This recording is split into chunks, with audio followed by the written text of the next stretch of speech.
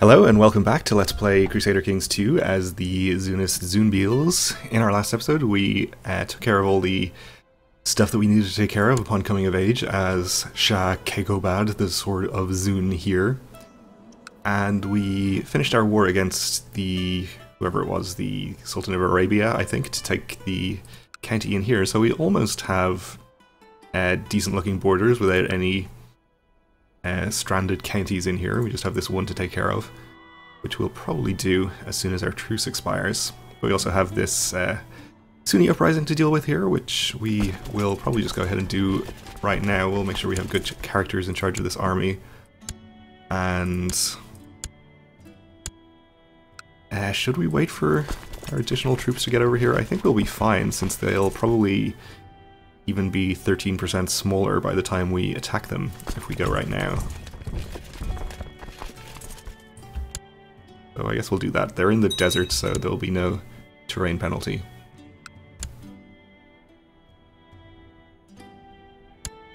In fact, we can maybe redirect this army this way and they'll probably still get there in time to help. They did indeed take attrition.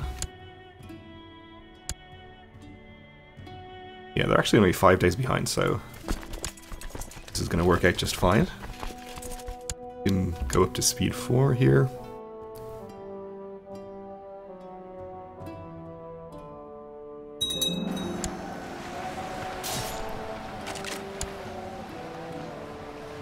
And our reinforcements are in.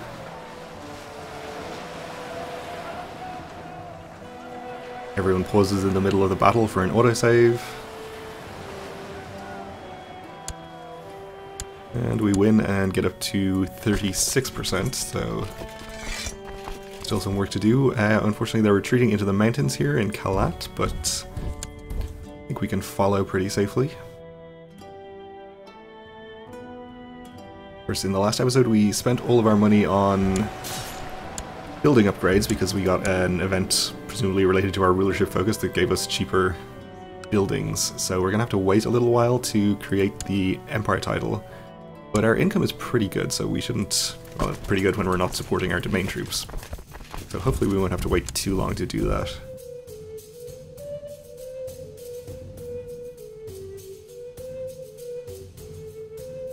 I think we'll need about 600 gold. Oh, great, another raving mob of Sunni infidels have risen up in Makran. That's no good. Hopefully we'll get this army destroyed before they can meet up. Actually, it probably won't matter too much because we'll get almost to 100 from destroying this army anyway. We might have to have a battle with this, which would be kind of unfortunate, but if they want to go live in the desert and lose men that way, that's fine with me.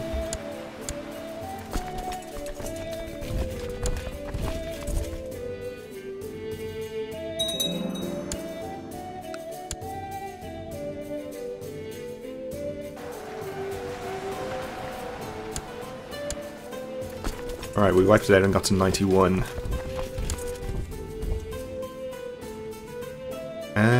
This battle is probably going to be pretty good for us by the time we get there. They'll have lost another tick of attrition, probably. But I think we'll be okay. It's a little closer to a fair fight than I like. And actually they are going to get out in time. So that's no good. Maybe we'll try to come around this way. Because apparently that's faster.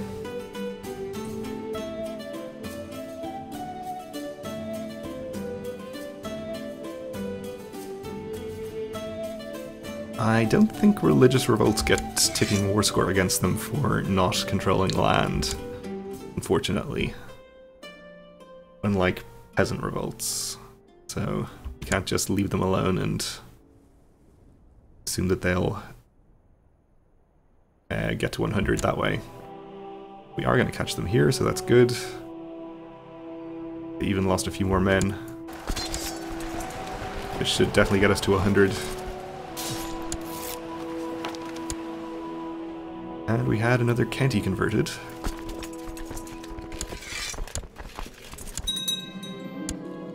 we'll do that, execute the prisoner, and speaking of prisoners, we'll look through our dungeons again and ransom anyone we can.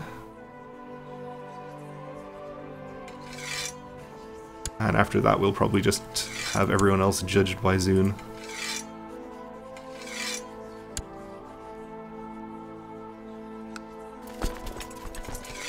Even though I think there's one more possible ransom available.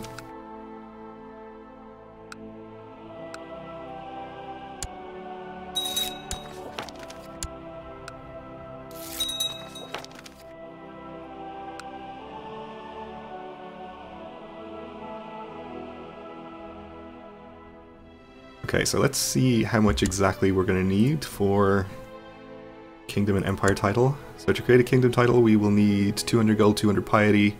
For the Empire, we'll need 300 gold, 400 piety. So 500 gold in total, 600 piety. We can cover that pretty easily. So it just remains to decide which Kingdom title we want to form, since we are probably just going to have to give it out. Well, we aren't going to have to, but we will give it out once we are an emperor. So we have the entire kingdom of Sind, and that is probably the smallest kingdom. Punjab is pretty small as well. I think this duchy here drifted into Afghanistan. It's supposed to be part of Punjab. We could create Sind, and that basically creates effectively just a double duke over here, which is fine. Or we could go ahead and create a very large vassal king in Persia or something, which would get rid of more vassals, but the vassal limit isn't going to be a problem because as an emperor we get a higher one anyway. I think we'll just create Sind.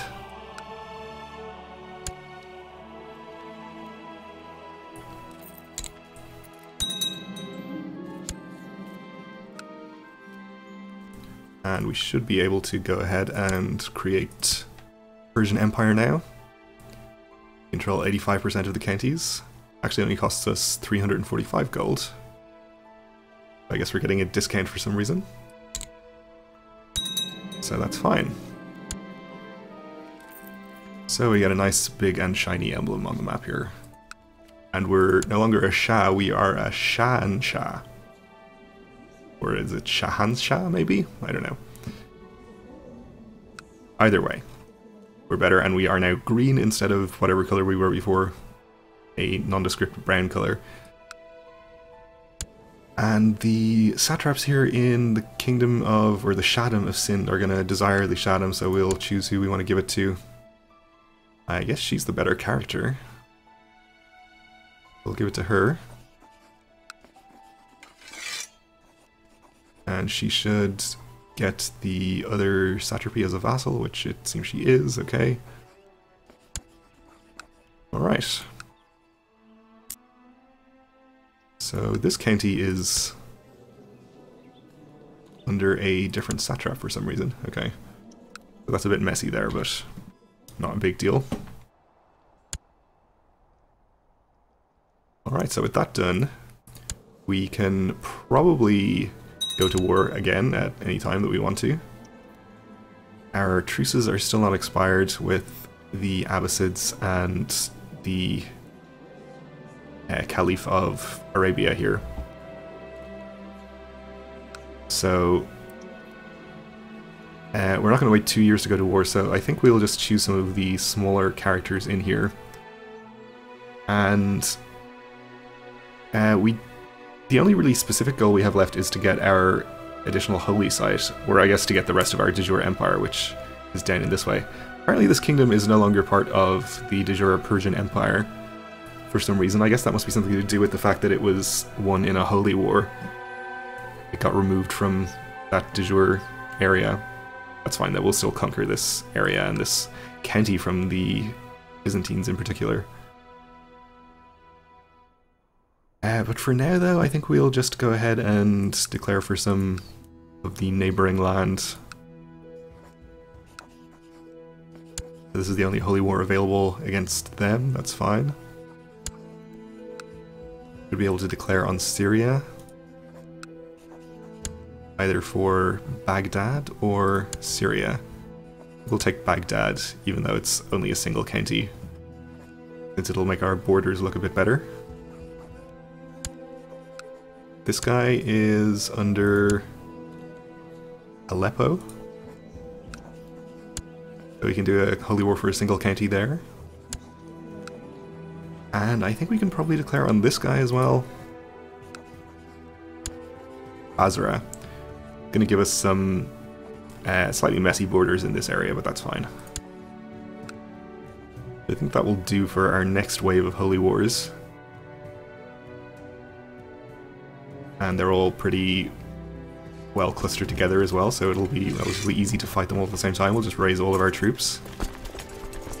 Let's pull these ones back from the border a bit there.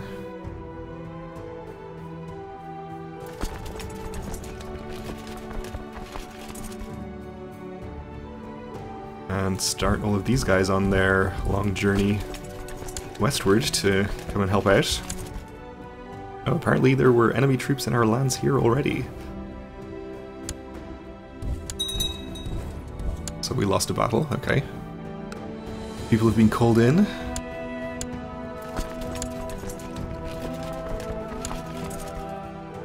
I guess I'll just disband this army for the moment.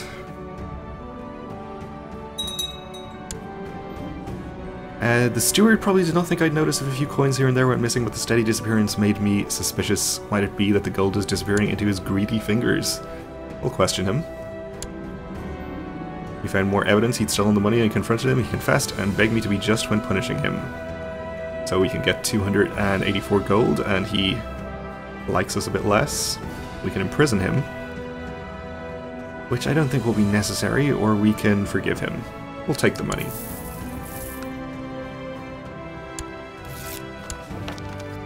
Kurdistan has been converted to the Church of Zun. Where is our chaplain working? My wife is pregnant, excellent. This is converted, so we can move him elsewhere. We also upgraded our headwear, I think, upon upgrading our title. It's pretty good, but not as fabulous as our wife's headwear, which is very impressive. A woman accused of witchcraft in Mandesh has been dragged before your court. Several witnesses have seen her performing dark rituals in her secluded hut, possibly related to recent crop failures. She claims innocence, but it falls on you to determine her fate. We can burn her at the stake, lowering revolt risk and gaining piety, throw her in the dungeons, or we can say it's nonsense and release her at once.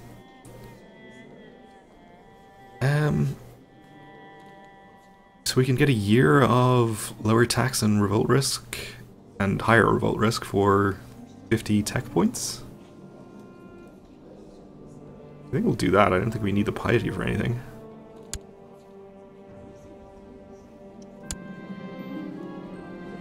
We have a new heir. Oh, our previous heir, our cousin died, so his son is now our heir. I thought it was a little soon for our wife to have given birth already.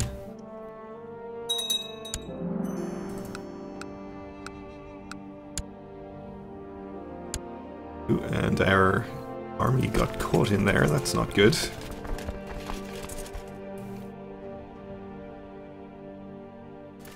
I think we'll let 100 reinforcements get in there and see how the battle goes. We're in the mountains, so we could win, despite our lower numbers. And we did, so that's good.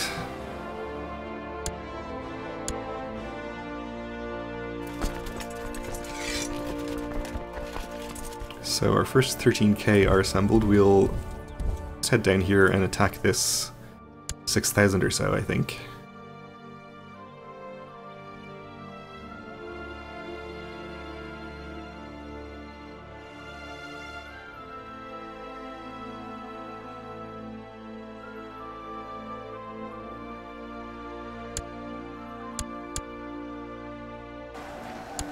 We crossed a river, apparently.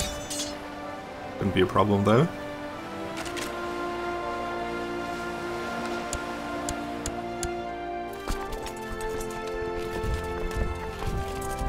And I just remembered I never actually went through and had all of my prisoners judged by Zun, like I said.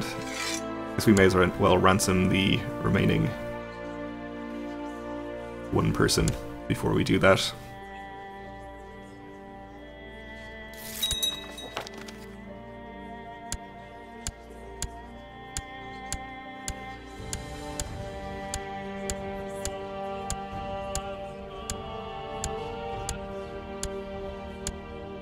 Okay then.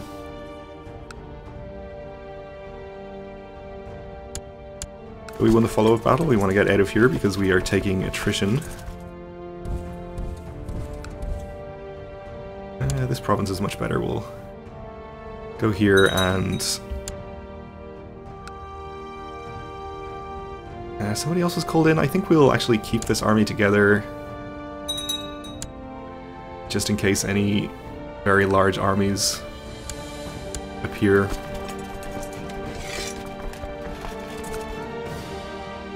We should be able to siege here without taking attrition. The stack.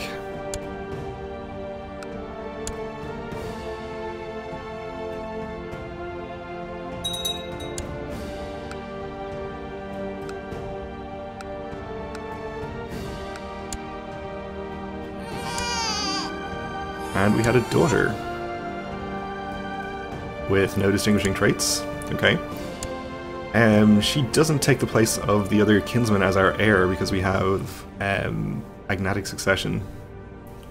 Or if we can change to agnatic cognatic. I'll have to be in power for at least 10 years first and be at peace and have no vassals fighting each other, so it will take a while to do that.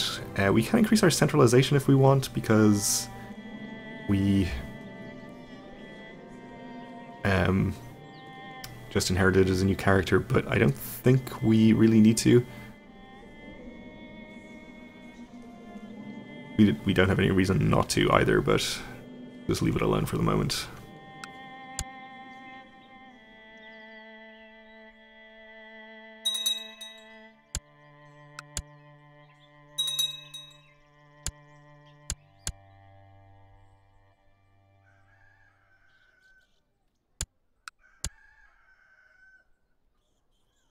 So the remaining army here we'll send up to siege this county in Syria.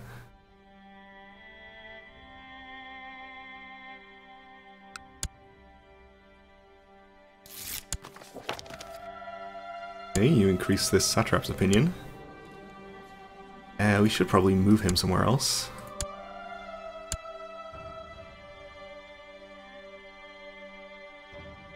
This 15-year-old satrap is about to come of age, so we should probably try to improve his opinion. And in fact, we should probably educate him ourselves for the rest of his childhood,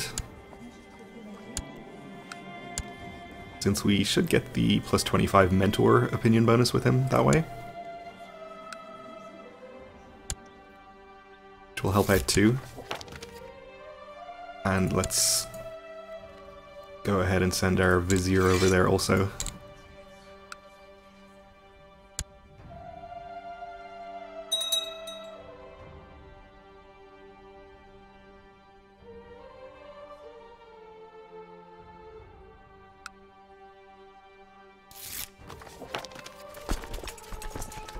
Okay, another county converted.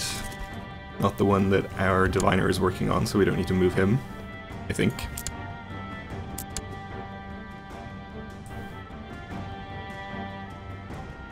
Alright, let's get this army up here. And we're not sieging all four of our war goals, we still have this one over here.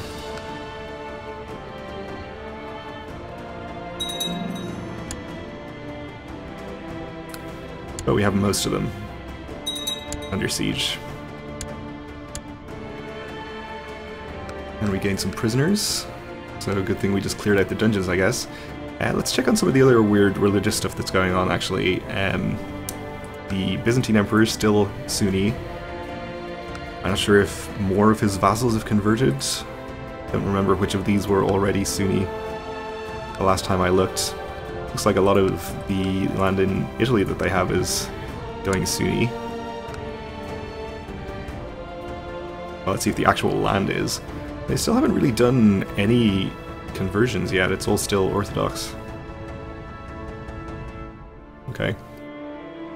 And the Lollard Kingdom of Pannonia is still defending in the Slavic Great Holy War. 60% in favor of the High Priest now, so they are probably going to win that. But they're not making great progress.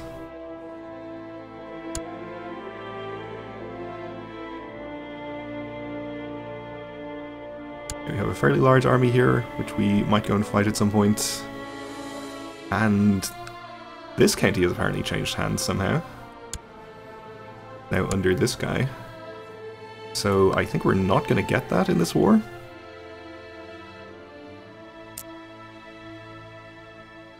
Okay. Well, that's fine, I suppose. This means one additional holy war. Well, we are out of time for this episode, so we'll have to leave it here for now and continue these wars in the next one. So thanks for watching, and join me again then.